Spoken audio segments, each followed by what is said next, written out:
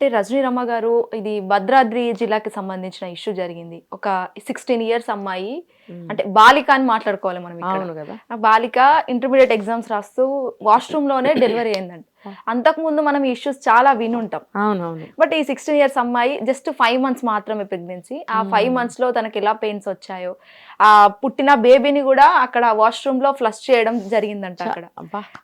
అసలు ఆ న్యూస్ వింటేనే అలా అమ్మాయిలు అసలు ఇలా ఎందుకు ఇంత క్రూరంగా రెడీ అవుతున్నారు అసలు. అబార్షన్ అని చెప్పారు న్యూస్లో.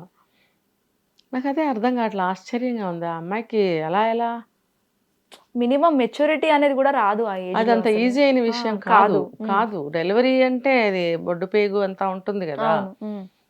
మేబీ అబార్షన్ కోసం ఏమన్నా టాబ్లెట్స్ వేసుకుని ఉండొచ్చు. 5 months లో పాసిబుల్ అవుతుందా మేడం అలా? పాసిబుల్ అవ్వకపోయినా ఇప్పుడు అదే కదా జరిగింది. పాసిబుల్ అవ్వలేదు కాబట్టి ఇలా జరిగింది. కొంచెం రూపుదిద్దుకుంటుంది లోపల పిండం అనేది, బిడ్డగా రూపాంతరం చెందుతూ ఉంటుంది 4-5 monthsలో మెల్లగా. ఆ సమయంలో అబార్షన్ చేయడానికి వీలు కాదు. కానీ మొండిగా మూర్ఖత్వంగా ఏమైనా మింగిందేమో, అది కాలేజీలో ఎఫెక్ట్ చూపించిందా, లేకపోతే అదంతా లేకుండానే పెయిన్స్ వచ్చి అలా జరిగిందా అనేది మనకు తెలియదు. ఏమైనా 16 సంవత్సరాల అమ్మాయికి మరి ఏం మాట్లాడాలి చెప్పండి, మీరు చెప్పండి. ఏం మాట్లాడాలి ఇలాంటి వాళ్ళ గురించి? అసలు వీళ్ళకి ఏం కావాలి? అసలు వీళ్ళకి అమ్మ 11 ఏళ్ళు రాగానే పెళ్ళిళ్ళు చేసేయండి అమ్మ మీ అమ్మాయిలందరికీ. ఆగట్లేదు ఎక్కడా కూడా. ఆనక ఇలాంటి పనులు జరుగుతుంటే పరువు పోయిందని మీరు బాధపడతారు, మాలాంటి వాళ్ళని నోళ్ళు తెరిచి చూడాల్సి వస్తుంది. ఏం మాట్లాడాలి? సమాజాన్ని మార్చడానికి ఎన్నో చెప్తున్నాం. మనకేమన్నా టైం పాస్ అయ్యేదేమన్నా? ఎవరింటిని వాళ్ళని బాగు చేసుకోవచ్చు కదా. టైం అంతా పాడు చేసుకుని పనులన్నీ పక్కగా పెట్టుకొని వచ్చి ఒక ఏమంటారో ఏదో ఒక ఇది కూడా ఒక సేవే. ఎందుకు చెప్పాలి? తెలీదా వాళ్ళకి? వాళ్ళ పిల్లల్ని వాళ్ళు సరిగ్గా చూసుకోవాలని లేదా? హాస్టల్లో ఉన్న పిల్లలనైనా సరే వాళ్ళు వచ్చి కనుక్కుంటూ ఉండాలి. అక్కడ వార్డెన్లు ఉంటారు, వాళ్ళ డ్యూటీలు వాళ్ళు ఏం చేస్తుంటారు? ఈ అమ్మాయి ఇప్పుడు హాస్టల్లో ఉంటుందా? తను వాళ్ళ ఇంట్లోనే ఉంటుంది, స్కూల్లో డే స్కాలరే. మరి వాళ్ళ అమ్మ 5వ నెల ప్రెగ్నెన్సీ అయ్యే వరకు ఏం చేస్తున్నారు అమ్మా నాన్న?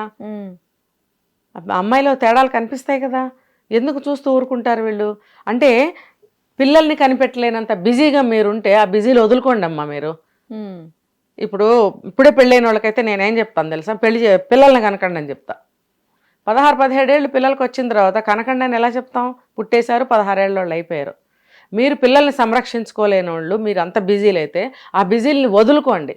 పిల్లల్ని కన్నప్పుడు వాళ్ళు మంచి దారిలో వెళుతూ ఒక మంచి పేరు మీ కుటుంబానికి తీసుకొచ్చేటట్టుగా మీరు పెంచుకోలేనప్పుడు మీ బిజీలు వదిలిపెట్టేయండి.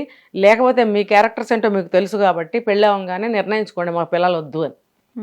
ఎందుకు ఇలా పిల్ల జీవితం ఎంత పాడవుతుంది? ఇప్పుడు హెల్త్ పాడవుతుంది, ఫస్ట్ ఆఫ్ ఆల్ చదువు పాడవుతుంది. ఇప్పుడు అందరికీ తెలిసిన తర్వాత ఎలా ఉంటుంది?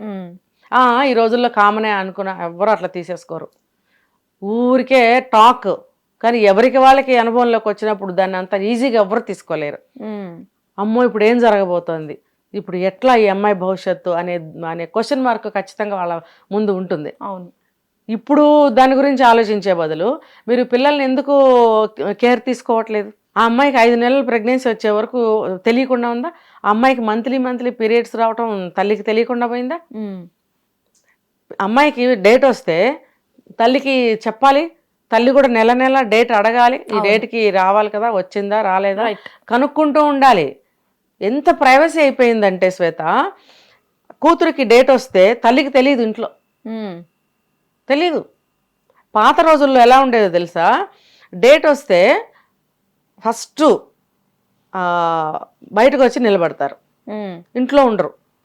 గుమ్మల నుంచి బయటకు వచ్చేసి అమ్మ అట్లా డేట్ వచ్చింది అని అమ్మకి చెప్తే అమ్మ ఏం చేస్తుంది? అప్పుడు ఆచారాలు చెప్తున్నావేనండి. అమ్మ ఏం చేస్తుంది? ఆగాగు అక్కడ కూర్చో పక్కన బయట వైపు అనమాట, పెరట్లో వేడి నీళ్ళు పెట్టి స్నానానికి టవలు బట్టలు అన్ని బాత్రూంలో వేసి ఆ నీళ్ళలో కొంచెం అంత పసుపు వేసి ఆవిడ షాంపూ కానీ కుంకుడుకాయలు కానీ ఏది ఉంటే దాన్ని రెడీ చేసి ఆ అమ్మాయిని వెళ్ళి స్నానం చేయమనేది. ఆ తీసిన బట్టల్ని తడిపి ఒక పక్కన పెట్టమని, తర్వాత ఆ బట్టల్ని పని మనిషి ఎవరన్నా ఉతికే వాళ్ళు ఉంటే వాళ్ళతో ఉతికిస్తారు. ఎవరు లేకపోతే నీళ్ళలోంచి జాడించి పక్కన పెట్టేసుకుని తర్వాత స్నానం అంతా అయిన తర్వాత లేజర్ టైంలో దాన్ని సబ్బు పెట్టి ఉతికి తడిపితే దాని ఇది దోషం పోతుందని అనేవారు. అలాగా ఆ ఆచార సాంప్రదాయాలు ఎందుకు పెట్టారు? ఇప్పుడు ఏమని మాట్లాడుతున్నారు తెలుసా? డేట్ వస్తే అంటరాని వాళ్ళమా? అంటరాని వాళ్ళమని కాదు, ప్రెగ్నెన్సీ వస్తే తెలియలేదు ఆ తల్లికి. ఎందుకు ఆ అమ్మాయికి డేట్స్ సరిగ్గా వస్తుందా లేదో కనుక్కోవట్లేదు ఆవిడ. ఏంటి కనుక్కునేది? చండాలంగా అసహ్యంగా ఉండదా అని మాట్లాడుతున్నారు. ఇప్పుడు లేదా అసహ్యంగా? ఎంత పెద్ద అసహ్యంగా ఉంది ఇప్పుడు. అవ్వ సిగ్గు లేదు. 16 ఏళ్ళ అమ్మాయి 5 నెలల ప్రెగ్నెన్సీ, అబార్షన్ అయ్యింది లేకపోతే డెలివరీ అయ్యిందని దేశమంతా చెప్పుకుంటుంటే సిగ్గుగా లేదు నీకు? ఇప్పుడు అసహ్యంగా లేదు? ఈ ఆచారాలు అందుకే పెట్టారు, అర్థమైందా? ఇప్పుడు పిల్లలు ఇవంతా ట్రాష్, ఇందులో అంటు లేదు, ఇందులో మైల లేదు. అంటు మైల నేను అసలు చెప్పాను ఇప్పుడు? అంటు మైల కోసం చెప్పలేదు, ఇందుకే చెప్పారు. కాలక్రమంలో మన మన మన ప్రవర్తన మనకి జవాబులు చెప్తూ వస్తుంది అనమాట. ఇప్పుడు మన ప్రవర్తన ప్రశ్నలుగా తయారైతే వాటికి జరుగుతున్న విషయాల పనులన్నీ కూడా జవాబులు చెప్తున్నాయి. ఇప్పుడైనా సరే తల్లులు నేను చెప్పినవి ఇంట్లో కొద్దిగానన్నా పాటించుకోండి అమ్మా. పాటిస్తే ఏమవుతుందంటే ఆడపిల్లలకి డేట్లు సరిగ్గా వస్తున్నాయా లేదో తెలుస్తుంది. ఏమన్నా వెనక ముందు వస్తే ఎందుకా అని తల్లి కనుక్కొని డాక్టర్కి చూపించగలుగుతుంది. ఆ భయంతో పిల్లలు ఒళ్ళు దగ్గర పెట్టుకుని ఉంటారు.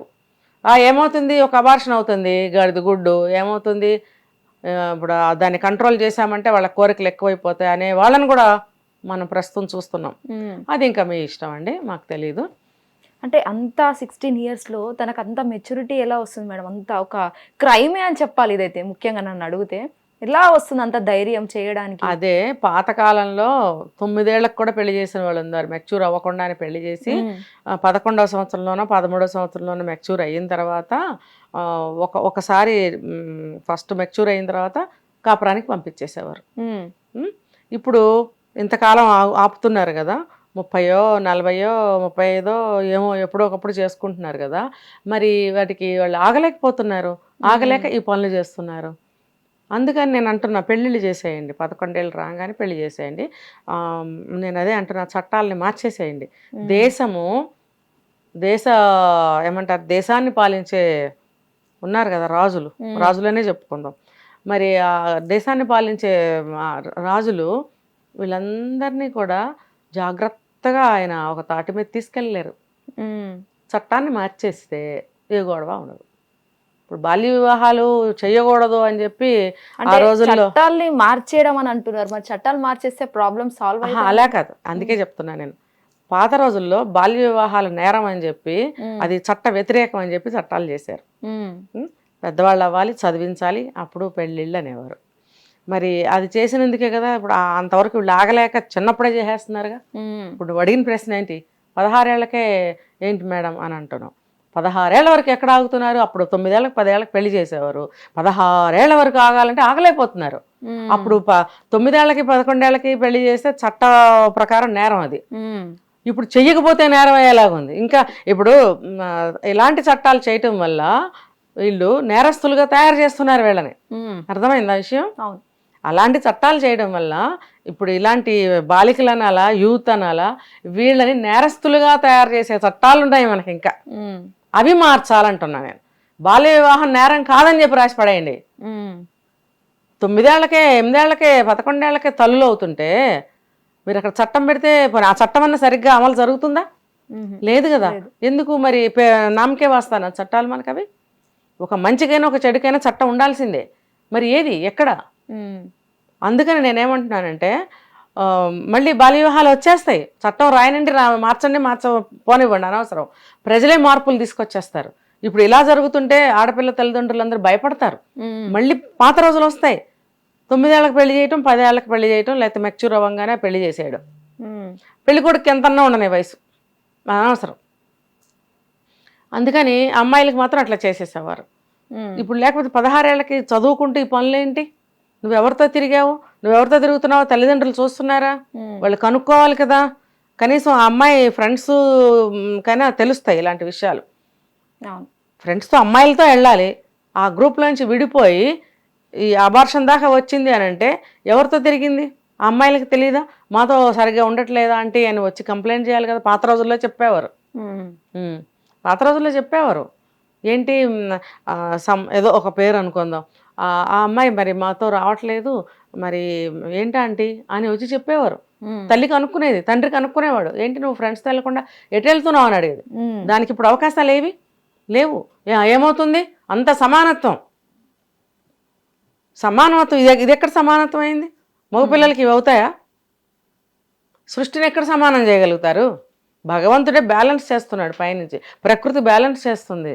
ఒక స్త్రీని పురుషుడిని పుట్టించి మనుషులందరూ ప్రజాకోటి పుట్టడానికి, ఈ ఒక ఏమంటారు జనజీవనం సాగటానికి, దీనికి అంతటికీ కూడా భగవంతుడు పుట్టించాడు ఒక స్త్రీని పురుషుడిని, అంతేగాని ఇంకా ఇలాంటి వాటి కోసం కాదు. ఆయన పైనుంచి సృష్టిని బ్యాలెన్స్ చేయడానికి ఇట్లా పుట్టిస్తే వీళ్ళు ఇంకోలా చేస్తున్నారు. మరి దేనికి విలువ లేదు, దేని యొక్క ప్రాముఖ్యత తెలుసుకోవటం లేదు. అందుకనే చిన్న వయసులో పెళ్ళిళ్ళన్నా చేసేయండి. ఇప్పుడు చట్టాలు వ్యతిరేకం కదా అంటే ఇది చట్ట వ్యతిరేకం, చట్టబద్ధమా ఇది? మీరు చేసేసుకుంటున్నప్పుడు అయ్యే చట్టాలు గుర్తురావే. ఇలాంటి పిల్లలకి ఏం చేయాలి? చేసేయాలి పెళ్ళిళ్ళు, ఇంకా అంతే. ఎందుకు అనవసరంగా వాళ్ళు ఆత్మహత్యలు చేసుకుని రేపొద్దున్న పరువు హత్యలు మీరు చేసి ఏమైనట్టు? ఎవరికేమి ఆనందం ఒరిగినట్టు అక్కడ? కాబట్టి పెళ్ళిళ్ళు చేస్తే ముందుగా చేసేయండి. ఇంకా దానికి ఎవరు అంటే ఇప్పుడు ఇలా చెప్తుంది ఏంటని అనుకుంటే క్షమించండి. ఎందుకంటే ఈ దారుణాలు వినలేకపోతున్నాము. మనసు బాధతో చాలా ఇదిగా ఉంది, బరువుగా ఉండే నాకు. ఏదో ఒక పరిష్కారం ఆలోచించాలి కదా. అమ్మో ఏమైపోతారో పిల్లలు, అమ్మో ఏమైపోతారో అనే భయంతో బ్రతికే బదులు ఏదన్నా ఒక పరిష్కారం ఆలోచించుకోవాలి కదా. అమ్మ నువ్వు వెళ్ళకమ్మా, స్కూల్ నుంచి జాగ్రత్తగా ఇంటికి రమ్మా అంటే వస్తారా? రానే రారు. శుభ్రంగా చదువుకునే ఒక అమ్మాయిని 10th క్లాస్లో 9th క్లాస్లో పెళ్లి చేసేస్తానంటే నేను వెళ్ళి అడ్డుకుని ఆ అమ్మాయిని గ్రాడ్యుయేట్ని చేశాను. చక్కగా చదువుకుంది ఆ అమ్మాయి. అది ఇలాంటి వాళ్ళని ఏం చేయాలి? పెళ్లి చేయాలి. అవునా కదా? సో నిర్ణయం అనేది తల్లిదండ్రులు సరిగ్గా తీసుకోండి. పిల్లల్ని కాచుకుని ఎప్పుడు కూడా వాళ్ళ మంచి చెడ్డ చూసుకునేటట్టయితే ఓకే. లేదు మాకు టైం లేదండి, మాకు బిజీ అండి, అది ఇది అన్నారనుకోండి, పోనీ దానికి ఇంకో రెమెడీ ఆలోచించండి. హిట్ టీవీ యాప్, ఇందులో short news, live news, entertainment shows, movies, digital magazines తో పాటు మీ జిల్లా వార్తలను కూడా ఫ్రీగా చూడొచ్చు. ఇంకెందుకు ఆలస్యం? వెంటనే హిట్ టీవీ యాప్ ని డౌన్లోడ్ చేసుకుని ఫ్రీగా ఎంటర్టైన్మెంట్ పొందండి. Hit TV app. Hit TV app. Please download hit TV app. Hit TV app ని ఫ్రీగా డౌన్లోడ్ చేసుకుని ఎంజాయ్ చేయండి. మీకు నచ్చిన ఎంటర్టైన్మెంట్ కోసం హిట్ టీవీ యాప్ ని ఫ్రీగా డౌన్లోడ్ చేసుకుని ఎంజాయ్ చేయండి. హిట్ టీవీ యాప్ ని డౌన్లోడ్ చేసుకుని ఆస్వాదించండి, ఆశీర్వదించండి. ఇంతమంది సెలబ్రిటీలు హిట్ టీవీ యాప్ ని డౌన్లోడ్ చేసుకోండి అని చెప్తున్నారంటే ఎంత మంచి యాప్ ఆలోచించండి. అమెరికా అమెరికా అమెరికా అమెరికాలో చదవాలనుకునే వాళ్ళకి విశ్వసనీయమైన పేరు మన శౌర్య కన్సల్టెన్సీ. UK లో 1 year masters, UK లో 1 year masters, 2 years work permit up to 5 years visa. Contact Saurya Consultancy. Contact 89851 89851.